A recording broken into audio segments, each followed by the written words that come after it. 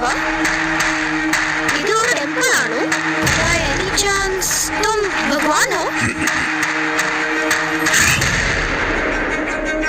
अब मेरा समय आ गया है मेरे अंतिम युद्ध का समय आ गया है असल एवर नुव्वु वापस से दशावतार की प्रतीक्षा करो तुम आचार्य का पुत्र अश्वत्थ